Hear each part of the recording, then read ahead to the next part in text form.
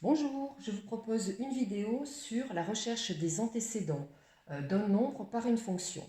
Je vais travailler sur deux exemples. Le premier exemple, c'est je considère la fonction f définie sur l'ensemble des réels par f de x égale 3x plus 5. Donc je prends ici l'exemple d'une fonction affine et je vais me proposer de rechercher les antécédents. Vous verrez pourquoi on met ça au pluriel, les antécédents de moins 2.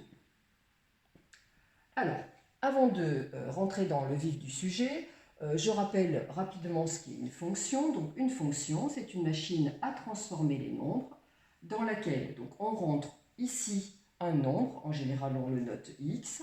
Ce nombre va subir les transformations prévues par l'expression donnée. Donc, en l'occurrence ici, quand on rentre un nombre x, on va venir le multiplier par 3, donc le tripler. Et puis, au résultat, on va venir ajouter 5. Donc, quand on rentre un nombre et qu'il subit le calcul, eh bien, il ressort ici un résultat qu'on note f de x lorsque la fonction s'appelle f et qu'on appelle l'image de x par la fonction f. Donc, quand on fait ce trajet-là, on est en train de faire un calcul, on est en train de remplacer un nombre x par sa valeur et de lui faire subir le calcul qui est indiqué, et on fait ce que l'on appelle une recherche d'image. Quand on travaille dans l'autre sens, c'est-à-dire quand on nous donne le résultat et qu'on est en train de se demander quel nombre x il a fallu rentrer dans la machine à transformer les nombres pour obtenir un résultat bien précis, eh bien, c'est ce qu'on appelle faire une recherche d'antécédents. Dans antécédent, il y a antérieur, ce qu'il y avait avant. Donc ici, on est en train de faire un travail de recherche d'antécédents. Donc par exemple, là, pour notre cas, on nous donne moins 2. Moins 2 est donc un résultat et on est en train de se demander quels sont les nombres qu'il faut rentrer dans cette machine à transformer les nombres pour que le résultat aille donner moins 2. Et en fait, quand on est en train de chercher des nombres qui vont faire qu'une expression donne un résultat précis, eh bien c'est exactement le travail d'une résolution d'équation. Donc en fait, rechercher les antécédents de moins 2, eh bien, on va tout simplement dire que c'est résoudre l'équation f de x égale moins 2. Voilà, le travail est donc posé. Un travail d'image, c'est faire un calcul, et lorsqu'on rentre un nombre x bien précis et qu'on lui fait subir toute une série de calculs, il ne peut y avoir qu'un résultat, donc il ne peut y avoir qu'une seule image. Par contre, quand on a un résultat précis, on peut très bien imaginer qu'il peut y avoir plusieurs nombres x qui, lorsqu'on va faire le calcul, vont nous donner ce résultat précis. Bref, là on va le voir. Donc résoudre l'équation f de x égale moins 2, dans l'exemple que j'ai proposé, eh bien, c'est une équation qui ne va pas être bien difficile. Donc je vais la poser. F de x égale moins 2, c'est en fait l'équation 3x plus 5 égale moins 2. 3x plus 5 égale moins 2, quand je l'identifie, c'est une équation du premier degré. Les équations du premier degré, en gros, c'est les équations les plus simples normalement. Qu'est-ce que je fais? Eh bien, je dois isoler x pas à pas, donc je fais moins 5 de chaque côté. 3x plus 5 moins 5, ça me donne 3x. Là-bas, moins 2 moins 5, cela me donne moins 7. Je divise par 3 de chaque côté, bien évidemment. Et lorsque je divise par 3, 3x divisé par 3, ça fait x. Et puis là, ça me donne moins 7 tiers. Donc, qu'est-ce qu'on vient de mettre en évidence? On vient de mettre en évidence que si au résultat ici, on voulait trouver moins 2, eh bien, il a fallu rentrer dans la machine à transformer les nombres moins 7 tiers, et c'est le seul nombre qui fonctionne. Et lorsque à moins 7 tiers, on applique ce calcul-là, eh bien, le résultat donne bien moins 2. D'ailleurs, vous pouvez aller le vérifier, c'est-à-dire remplacer x par moins 7 tiers et bien montrer que 3 fois moins 7 tiers plus 5, cela donne moins 2. Donc là, qu'est-ce qu'on vient de prouver? On vient de prouver que moins 2 a pour seul antécédent moins 7 tiers. Voilà pour cet exemple. Je vais donner un autre exemple, justement, pour montrer que, eh bien, un nombre peut avoir plusieurs antécédents.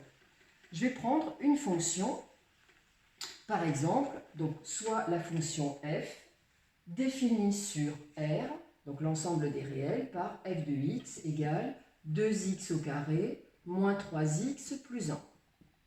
Et je vais me proposer de chercher les antécédents de 1.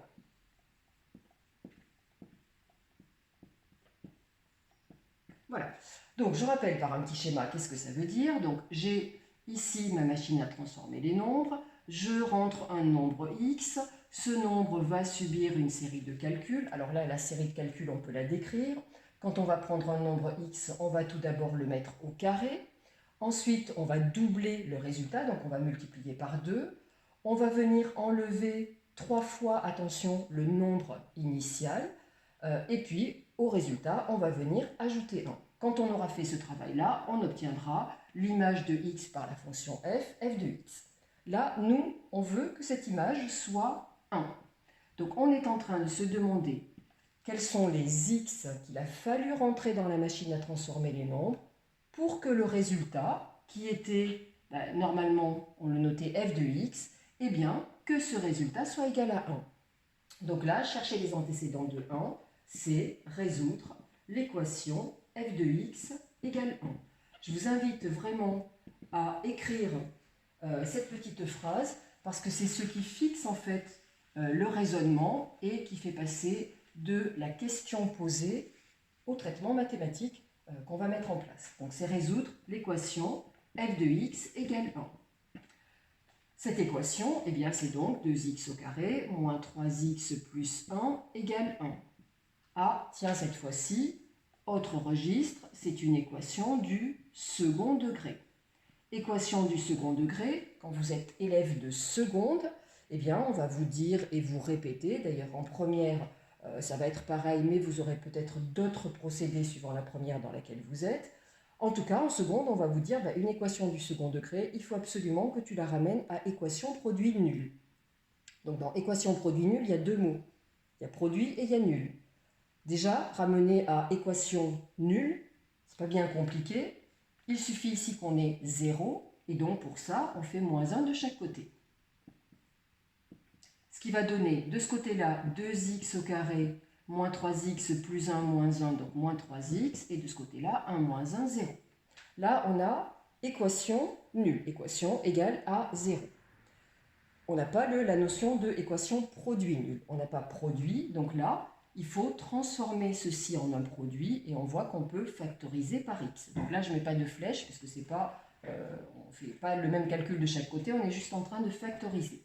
Donc on factorise par x, ce qui nous donne x facteur de 2x moins 3 égale 0. Et là, c'est top génial, on a équation produit nul. Et il nous suffit juste d'utiliser la règle. Un produit est égal à 0, un produit est nul, si et seulement si l'un de ces facteurs est nul. Ça veut donc dire que soit le facteur x qui est ici est égal à 0, là l'équation est déjà résolue, soit le deuxième facteur, 2x moins 3, est égal à 0, et là c'est une équation qu'il faut résoudre, et je vais le faire là-haut. Donc 2x moins 3 égale 0, c'est de nouveau une équation du premier degré. Et cette équation du premier degré, donc pour la résoudre, on fait 3 de chaque côté, donc plus 3. Donc 2x égale 3. On divise par 2 de chaque côté. Et cela donne donc x égale 3 demi. Qu'est-ce qu'on vient de trouver? Attention à ne pas oublier celui-ci.